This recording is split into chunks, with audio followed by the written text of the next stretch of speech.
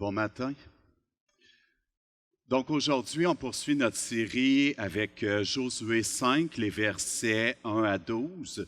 Et les éléments dans ce passage-là, c'est assez clair. Donc la circoncision et la Pâque juive, évidemment. Si on veut se replacer un peu dans le contexte, le défi, quand on va faire la lecture de livres historiques, il est toujours double. On doit tenir compte du texte dans son contexte pour ne pas déformer les choses, donc ce que je vais reprendre. Mais on a aussi à se demander qu'est-ce que le texte peut nous dire aujourd'hui. À plus forte raison dans des textes historiques comme un texte comme Josué. Et si les éléments du passage, c'est la circoncision et la Pâque, qui sont reliés, comme le mentionnait Jonathan, je voudrais prêter à votre attention que le thème, un thème en tout cas sur lequel il y a de l'emphase et sur lequel je vais aussi essayer de mettre l'emphase, c'est un appel à manifester notre attachement à Dieu. Manifester pas juste dans notre pensée, mais aussi même dans nos actions, nos comportements, notre façon de ressentir. Parce que si on a du stress, si on a de l'angoisse, si on a des questionnements sur ce qui va nous arriver, c'est aussi à quelque part la question de savoir qui est en contrôle. Est-ce que ça repose sur mes propres épaules ou ça repose sur les épaules de la main, la voix, la parole de Dieu? Donc, gardez à l'esprit peut-être cet aspect-là, ça va aider à faire des liens. Le contexte général, donc, Dieu a délivré son peuple de l'esclavage, a fait sortir son peuple d'Égypte. Il y a eu la traversée donc, de la mer Rouge. Ensuite, les 40 ans dans le désert. Pendant ces 40 années-là, il y a eu infidélité du peuple, donc l'accès à la terre promise, qui restait promise, est bloqué, pour dire ça comme ça, à la génération actuelle qui est sortie d'Égypte. Et Dieu transpose sa promesse à la seconde génération.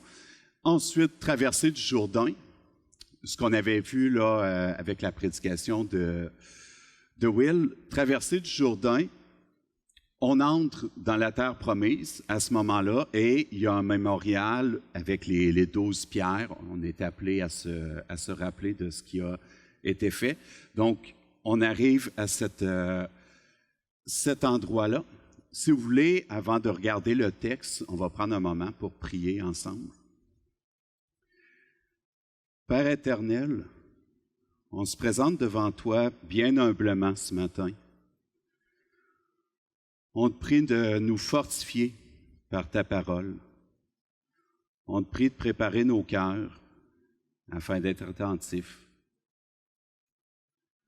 Par nous-mêmes, on sait que nos moyens sont limités,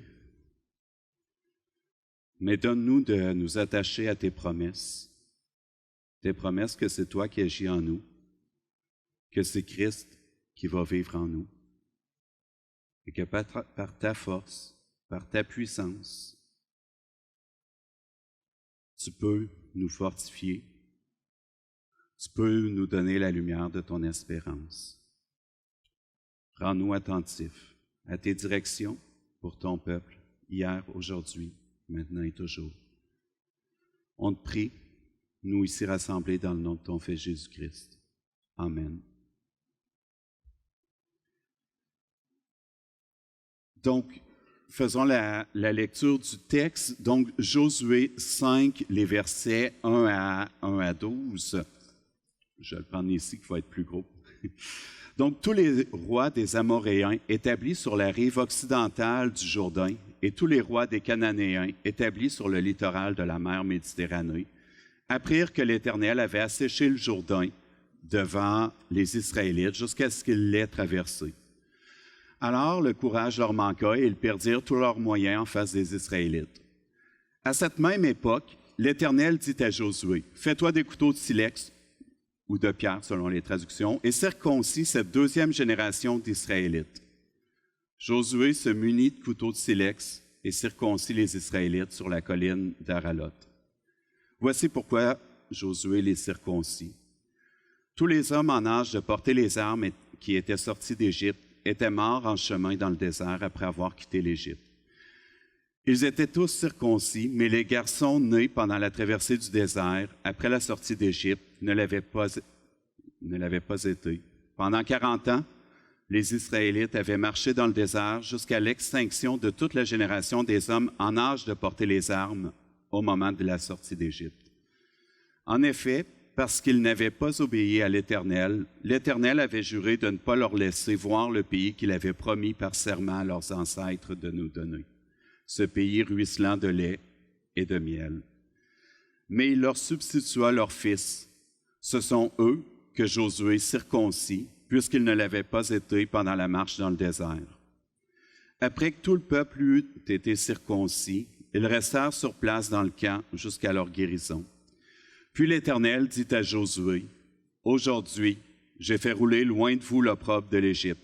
C'est pourquoi cet endroit fut appelé Gilgal, le roulement, nom qu'il a conservé jusqu'à ce jour. » Pendant que les Israélites campaient à Gilgal, ils célébrèrent la Pâque le soir du 14e jour du mois dans les plaines de Jéricho.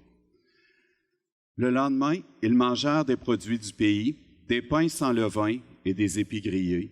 À partir du lendemain de ce jour-là, la manne cessa de tomber, puisqu'ils pouvaient se nourrir des produits du pays. Il n'y eut plus de manne pour les Israélites qui vécurent des productions du pays de Canaan cette année-là. Donc, comme mentionné, deux éléments là, qui ressortent assez bien là-dedans. On le voit, circoncision. Si je reviens, donc, dans la structure, deux éléments, circoncision, célébration de la Pâque. Si on essaie d'élargir un petit peu le contexte, il faut se rappeler qu'est-ce qu'on a vu dans la dernière prédication sur Josué. Bien, c'est la traversée du Jourdain. Et Will, dans sa prédication, a mentionné que dans les textes anciens, c'est le cas donc évidemment pour les textes en hébreu, une façon de marquer l'importance, c'est de répéter. Donc, lorsqu'il y a des répétitions, c'est une façon, dans le fond, de surligner que quelque chose est important.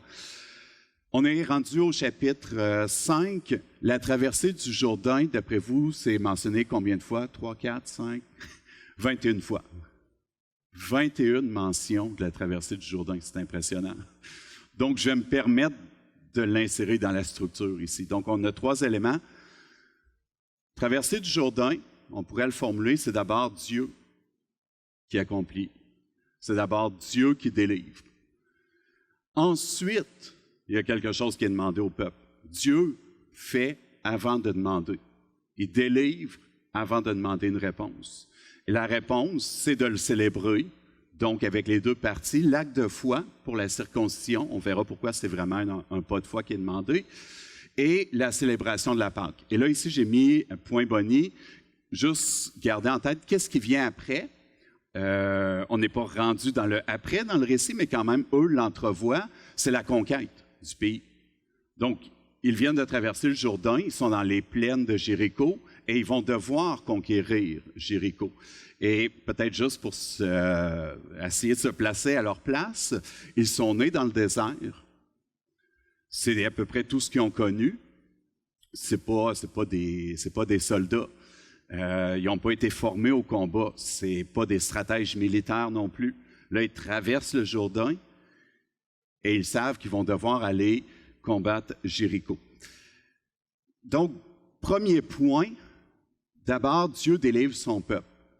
Traversée du Jourdain, dans ce cas-ci, mais on peut élargir le contexte. Et pour élargir le contexte, on peut remonter jusqu'à Genèse 3. Qu'est-ce qui se passe en Genèse 3? Bien, essentiellement, l'être humain est face à un choix. Est-ce qu'il va se fier sur la parole de Dieu ou est-ce que c'est lui qui va décider ce qu'il juge bon de retenir de la parole de Dieu? Finalement, prendre les fruits de l'arbre, de l'expérience du bien et du mal, c'est de décider est-ce que c'est moi qui juge que c'est bien ou mal, pertinent ou pas, ce que Dieu me prescrit. Et on va voir ça qui va rester dans la suite, le peuple de Dieu, donc nous, à quelque part, ces enfants, on est des enfants bien turbulents, bien infidèles. Même dans les grands hommes de la foi, Abraham et Sarah, ben, ils ont foi en Dieu. Ils vont partir, ils vont croire dans ses promesses, mais pas tout le temps. Oui, une descendance, mais peut-être que Dieu qui a conçu l'être humain, peut-être qu'il ne connaît pas la biologie humaine tant que ça. Peut-être qu'on pourrait trouver nos propres solutions pour lui donner un petit coup de pouce. Donc, on le voit comme ça en filigrane tout le long du grand récit biblique. C'est ce jeu-là entre la confiance, mais en même temps, un attachement à notre propre façon de voir les choses. On le voit aussi lorsque Dieu fait alliance avec Abraham. C'est assez marquant, c'est le passage où Abraham va voir en rêve, dans le fond, des animaux coupés en deux, signe d'alliance, Dieu qui va passer, lui ne passera pas. Les animaux coupés en deux, c'est pas quelque chose là, de spécifique à l'Ancien Testament, c'était tout simplement une façon commune de marquer des alliances à l'époque. C'était répandu, c'était un peu comme faire notarier quelque chose aujourd'hui, c'est pas exceptionnel. Bien, à l'époque, quand on voulait contracter une alliance, on allait couper des animaux en deux. Là, je sais que c'est plus dans notre culture. Et les contractants allaient passer entre les animaux. Et le message qui était envoyé, c'est s'il y en a un des deux qui manque à son engagement, il va finir comme ça. Peut-être pas tout à fait comme ça, coupé en deux, mais en tout cas, ça va mal finir. Et quand Abraham voit ça, c'est l'alliance. Et il voit Dieu qui passe seul. Il y a juste Dieu qui va s'engager. En fait, juste Dieu, il y a Dieu et une boule de feu. Certains commentateurs vont dire, ben Dieu aussi paye le prix, la boule de feu est peut-être Jésus. Mais en tout cas, l'être humain, lui, ne s'engage pas pour sa partie. C'est Dieu seul qui s'engage ici. Jusqu'à la croix aussi, jusqu'à la délivrance. C'est Dieu qui reconnaît qu'on ne pourra pas s'élever jusqu'à lui, qu'on ne pourra pas se sauver. Et c'est lui qui vient s'abaisser jusqu'à nous. Donc, c'est d'abord Dieu qui délivre. Et j'aurais envie de faire un peu un lien aussi avec comment est-ce qu'on peut le voir de nos jours. On le voit dans nos conversions individuelles. C'est vrai pour l'Alliance, pour l'ensemble de la famille de Dieu. C'est vrai aussi dans notre entrée individuelle dans cette famille-là. C'est d'abord Dieu qui délivre. Et je suis à l'aise pour employer le terme de miracle pour parler du fait qu'on puisse avoir la foi. C'est d'abord la foi, c'est d'abord Dieu qui manifeste son alliance et qui permet ensuite la réponse. On le voit par exemple en Jean 6, versets 69-70. C'est subtil, vous allez me dire, mais je pense que c'est vraiment là. Donc c'est Jésus qui interroge Pierre, qui dit-tu qu'on... Et vous, là? Donc, la réponse de Pierre, c'est « Et nous avons cru, et puis, nous avons connu que tu es le Christ, le Saint de Dieu. » Jésus leur répondit « Ce n'est pas moi qui vous ai choisi. N'est-ce pas moi qui vous ai choisi, vous les 12? Nous avons cru, puis nous avons connu. » C'est pas « nous avons connu, donc on a pu croire. » C'est « nous avons cru, et nous avons connu. » Et puis là, c'est comme si Jésus lui disait, « Je vais m'assurer que tu comprends bien ce que tu es en train de dire.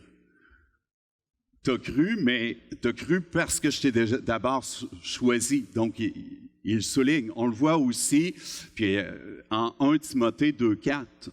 « Car il, Dieu, veut que tous les hommes soient sauvés et puis parviennent à la connaissance de la vérité. » C'est pas il veut donner la connaissance de la vérité pour que vous soyez sauvés. Il vous sauve et ça permet de connaître la vérité. Donc, on a cette structure-là constamment. Et s'il y a des personnes ici qui ne sont pas encore disciples de Christ, ou s'il y a des personnes qui sont bientôt ou en cheminement, j'aimerais souligner le fait que s'il y a quelque chose qui vous interpelle dans la parole de Dieu, c'est absolument pas naturel. S'il y a quelque chose qui vient vous chercher, c'est pas normal. On est tous anormaux.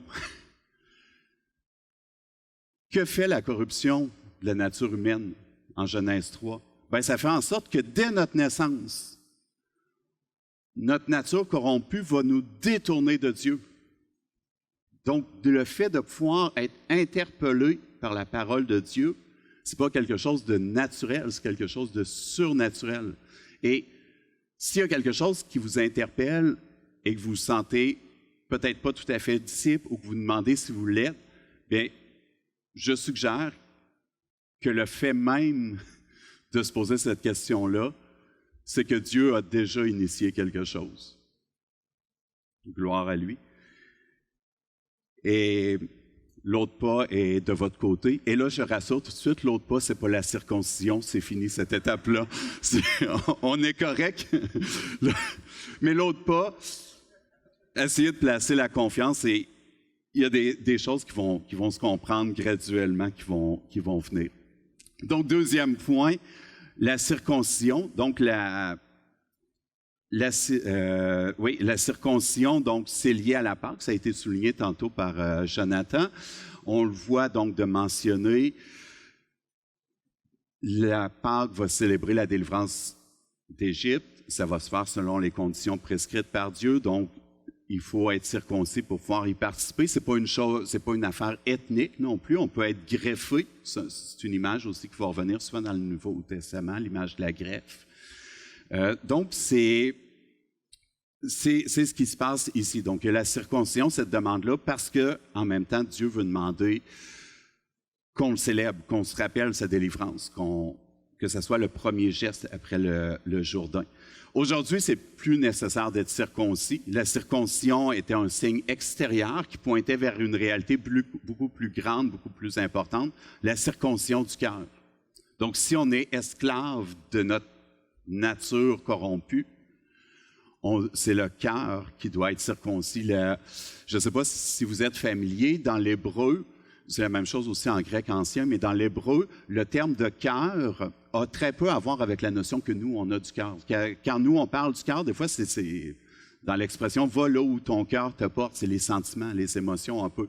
Mais la notion de cœur, dans la Bible, ça inclut les émotions, ça inclut les sentiments, mais le cœur, c'est tout ce qui nous pousse à agir. Donc, c'est les émotions, c'est les sentiments, mais c'est la raison, c'est nos raisonnements, c'est nos aspirations, c'est notre ressenti, c'est vraiment tout ce qui va nous porter à agir. Et c'est ça qui a ultimement besoin d'être circoncis. Et c'est fait par Christ à la croix, puis en même temps, c'est fait aussi pour Christ, pour que lui ait la place pour vivre en nous. Autrement, qu'est-ce qu'on peut retenir du passage sur la circoncision dans le contexte? Bien, dans le contexte, il y a un pays à conquérir, Jéricho. Et lorsqu'on regarde en Genèse 34, on a un village entier qui s'est fait circoncire. Et on a 2 hommes qui vont vaincre le village parce que les gens sont dans la souffrance. Donc, on l'a vu, là, c'est avec des couteaux en silex, en pierre. Ce n'est pas des nouveaux-nés. C'est toutes les personnes nées dans le désert. Ils ont été 40 ans dans le désert. J'imagine que si on se fait circoncire à 20 ans, 30 ans ou 40 ans, on doit s'en souvenir longtemps. Puis la convalescence, elle n'est pas instantanée non plus. Donc, les outils qu'on peut avoir, outils pour dire ça comme ça, qu'on peut avoir dans le contexte, avec les moyens aussi de désinfection qu'on peut avoir dans le contexte, on n'est même pas chez soi. On voit que c'était souffrant. En Genèse 34, là, le village entier, ben, il est malade. Pendant sa convalescence, 2 hommes qui peuvent les battre. En nombre, et là, ils vont devoir conquérir Jéricho. En Nombre 13, Jéricho est décrite comme une ville, une cité habitée par des géants. Là, on a un peuple qui n'est pas du tout formé au combat, qui a grandi dans le désert. Il va devoir affronter des géants. Jéricho, c'est aussi une ville fortifiée. Souvent, ses remparts vont être mentionnés. Il y a des plaines tout autour, il n'y a même pas de moyen d'arriver trop caché. Je ne sais même pas s'il y a des arbres pour faire des échelles. Ça doit être franchement intimidant. Il faut se préparer au combat. Quelle préparation Dieu demande pour le combat? Soyez malade. C'est C'est pas juste la circoncision ici pour célébrer la Pâque. Il y a aussi tout un pas de foi. Est-ce qu'on va négocier avec Dieu? Est-ce qu'on ne pourrait pas célébrer après Jéricho? Ça serait plus logique. C'est tout sauf intuitif ce que Dieu demande. Et c'est ce qui va être, c'est ce qui va être fait. Et la réponse dans ce contexte-ci, on est heureux ce matin parce que le peuple de Dieu a constamment des infidélités, mais au moins dans ce passage-ci, ce matin, c'est un passage où il y a de la fidélité, c'est plus encourageant. Quelle est la réponse? Ils vont procéder. La réponse, elle est collective, elle est individuelle aussi. Elle est collective parce que d'abord, Josué doit transmettre la parole de Dieu fidèlement. Et si on essaie de s'imaginer, il s'agit d'aller rapporter au peuple la parole de Dieu qui va sembler franchement contre-intuitive, qui va faire mal, même physiquement. Ça prend une bonne confiance, une bonne assurance. Donc, il y a quelque chose de collectif. Il y a un envoi ici. Et quand je faisais la préparation, moi, en même temps, je rendais grâce à tous les conseils pastoraux. Je me disais, c'est quelque chose quand même de devoir s'attacher. Quand ça va bien, c'est pas si pire, mais quand il y a des éléments plus délicats, et là, je ne parle pas de situation ici parce que je ne connais pas du tout, mais je me figurais de façon générale, puis si on regarde ça en plus au travers des siècles, c'est franchement étonnant que la parole de Dieu ait pu nous parvenir. Et on doit rendre grâce à Dieu d'avoir doté son peuple aussi des éléments pour y parvenir. Donc la réponse, elle est collective, elle est aussi individuelle, parce que je n'ai pas besoin de détailler beaucoup, là, mais chaque personne est impliquée très individuellement par cette décision-là. Et j'imagine que s'il y avait un peu de murmure, de ressentiment, ben, même si Josué avait voulu, ça n'aurait peut-être pas abouti. Troisième point, célébration de la Pâque. Donc, ce n'est pas la première Pâque. Là, c'est la Pâque juive, qui est à distinguer un peu, là, c'est pas comme la Pâque après la crucifixion. Donc, on est dans le contexte de la Pâque juive. Dieu demande donc de se rappeler à nouveau. Et ça va être célébré par des pains sans levain. Je ne sais pas si vous êtes déjà demandé pourquoi des pains sans levain. Des pains sans levain, c'était aussi la nourriture pour les départs rentifs, pour les voyages. Les personnes qui savent faire du pain savent que ça prend du temps avant que ça lève. Mais quand tu dois partir rapidement ou partir pour le voyage, tu n'as pas le temps d'attendre que ça lève. Donc, le pain sans levain, c'était aussi un pain qui marquait, dans le fond, les départs hâtifs. Quelque chose qui peut arriver de façon subite, inattendue. Et c'est aussi un peu un rappel, comme on le voit par exemple en 1 Pierre 2,11, qu'on est étrangers et voyageurs sur terre aussi. Donc ce monde-là est la création de Dieu. Le monde lui aussi est déchu à sa corruption et on est de passage ici en attendant le retour, en attendant la réunion harmonieuse de tout cela. Et évidemment, l'idée du levain est souvent reprise aussi dans le Nouveau Testament, là, parce que, disons pour le dire par la négative, un petit peu de péché fait lever toute la pâte. Donc, même si on n'a pas de grand péché en nous, finalement, ça vient vite teinter le reste. Jésus est la manne. À ce moment-là, il y a un élément sur lequel je voudrais attirer votre attention. La manne cesse. Donc, ils vont célébrer Pâques, la manne cesse. Lorsqu'on en fait la lecture, ça va, la manne cesse. Puis, certains, peut-être qui étaient contents, quand ils étaient dans le désert, il y avait, dans le fond, la manne tous les jours, ils ne pouvaient pas en mettre en réserve, tous les jours ça tombait, ils en prenaient. Donc, Dieu pourvoyait.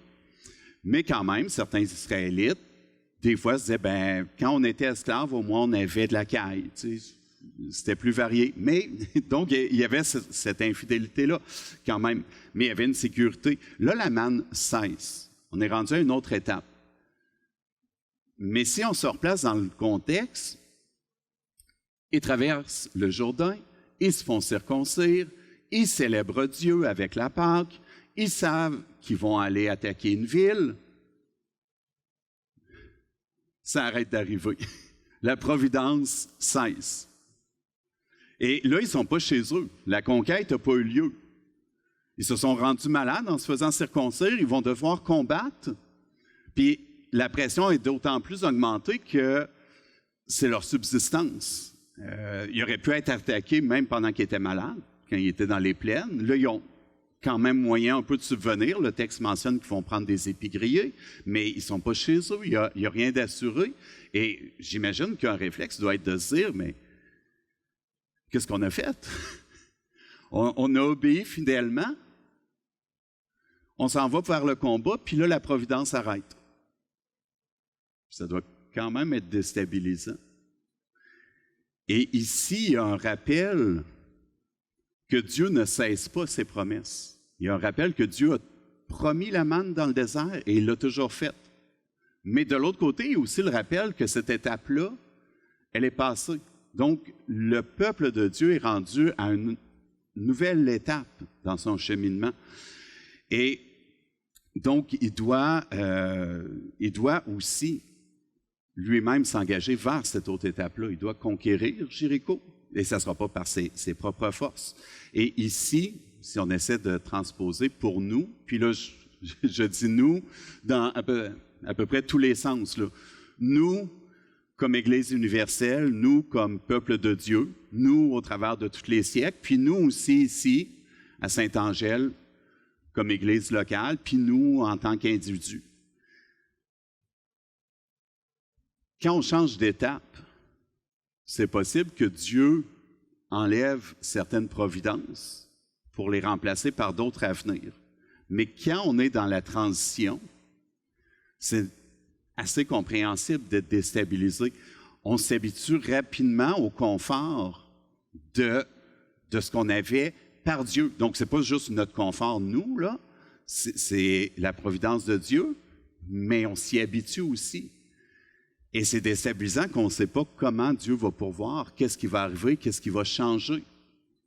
C'est vrai si on est disciple depuis un certain temps, il y a plusieurs saisons dans nos vies. C'est vrai si on est nouveau disciple. C'est vrai si on est en train de devenir disciple ou si on va le devenir. C'est un paquet de questions que ça implique. Qu'est-ce que ma vie va devenir? Qu'est-ce que je vais perdre? Ça va devenir quoi? Comment ce que j'avais va être transformé? Qu'est-ce qui va rester? Qu'est-ce qui va changer? C'est normal d'être déstabilisé. Mais en même temps, c'est aussi normal que pour changer de saison, pour changer d'étape, pour cheminer, pour prendre le terme, pour permettre à Dieu de nous sanctifier, tout ne sera pas toujours pareil. Et donc, ici, il y a un pas de foi qui est demandé. Et un pas de foi, encore là, c'est l'attachement à Dieu. C'est comment on réagit, parce qu'on devrait s'attendre à l'inattendu, d'une certaine façon. Mais, pour des raisons assez évidentes, changer pour faire changement, il n'y a pas trop de difficulté à ça. Changer quand on ne l'a pas vu venir, ça, c'est déstabilisant. Ou arrêter de changer quand on voudrait changer, c'est déstabilisant. Et les changements les plus profonds, c'est Dieu qui les opère. Et dans le grand récit biblique, on le voit constamment. Ça ne se passe pas comme on s'y attendrait. Bien, si c'est vrai dans le grand récit biblique et que nous, on en fait partie jusqu'au retour de Christ, on peut probablement s'attendre à l'improbable dans nos propres vies aussi.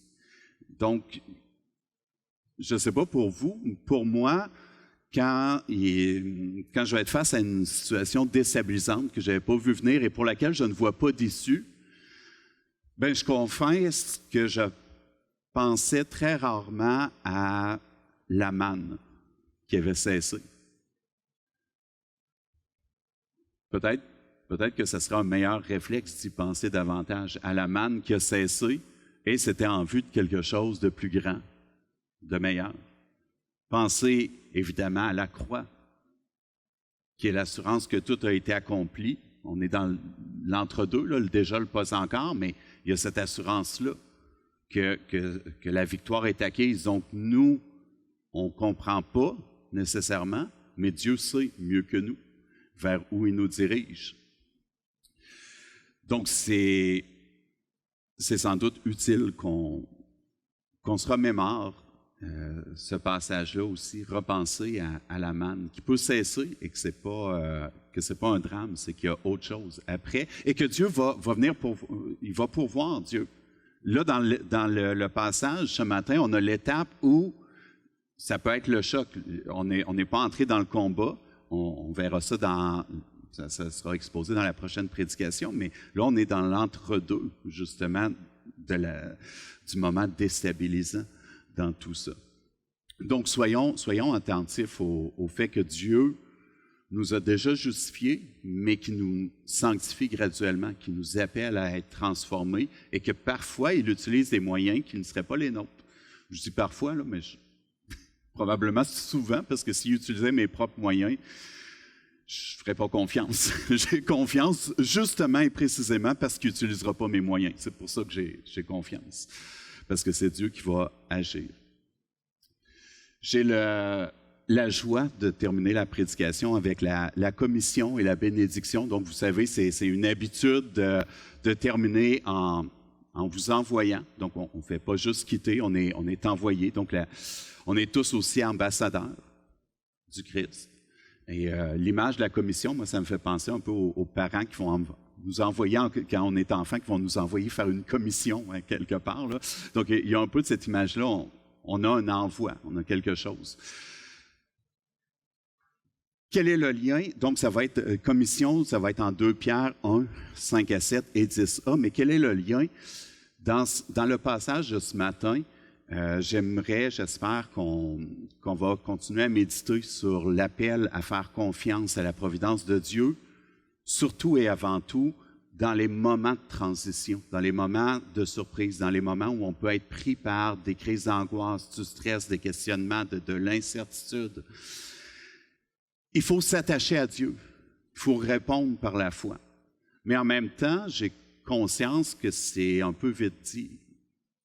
Qu'est-ce que c'est que répondre par la foi? Qu'est-ce que c'est que s'attacher à Dieu? Il y a différentes façons.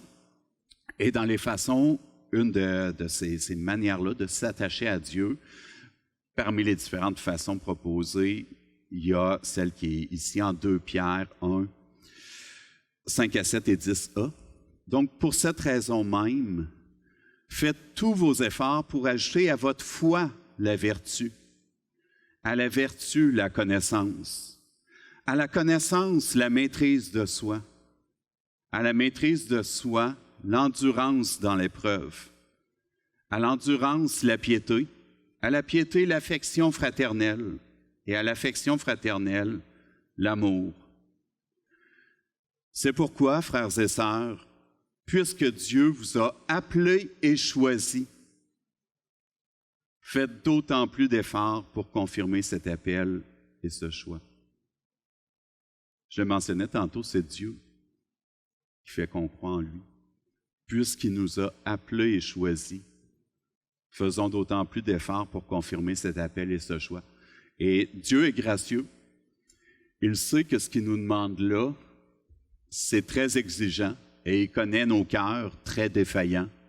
Donc, c'est pourquoi aussi il y a une bénédiction avec laquelle je vais terminer avant le chant.